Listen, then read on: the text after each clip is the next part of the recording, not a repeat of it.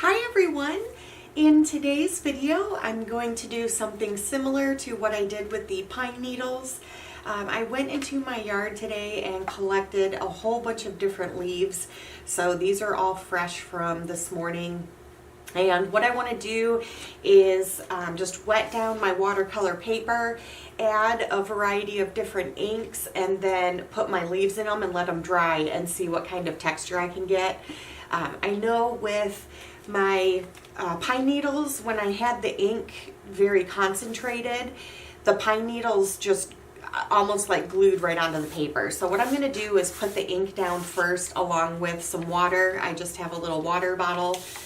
And I'm going to get just a nice coat of ink down before I put the leaves in it. And then I'm just going to let it dry. So it took quite a while the last time to dry just because there's lots of water on here. But I'm just going to smooth this out. You can always get a paintbrush, just use my fingers. But I have some yellow ochre.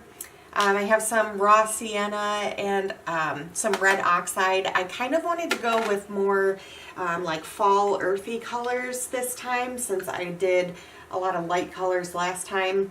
But you can see with adding that water first really helps just spread out those inks. So I might do some more. I do have a yellow also, a yellow orange azo. So I might do that one because that is also a pretty color. But these are just so nice. I just love using my acrylic inks for things. This is going to be really nice. Let's see if I can get it open. There we go. Yeah, nice orangey, bronzy color. And that one's really nice and thick. I'm definitely going to be either taking a paintbrush or just some more water to move those colors around a little bit. That one's nice and bright. So nice fall colors. What do I have? I'm actually just going to do, you can see when you spray that water, it just starts spreading out that ink really nicely.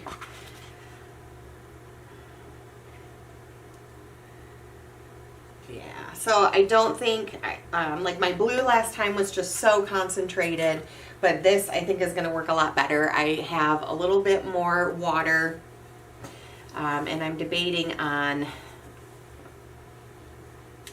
I'm going to stick it that way, and I might have to just stick another tray on top to make sure they stay flat, but I really want to get some leaves just all over this to let it dry. There we go.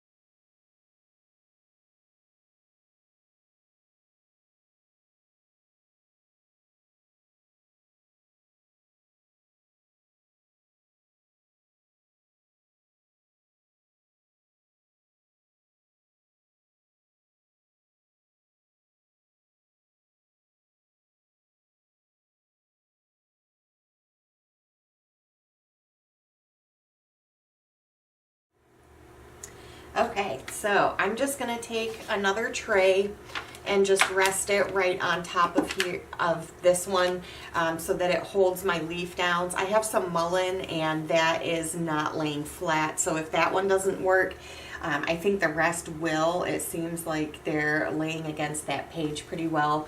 But once this dries, we will come back and peel them off and take a look and see what this wants to do. But I'm hoping that I get some cute leaf patterns on here. If so, I could see doing this with obviously a ton of other colors. Whatever you want to use, you could get some really nice patterns for some pieces of art. So we will come back when this is all dry. Okay, so my page is all dry and I'm going to start just peeling them off.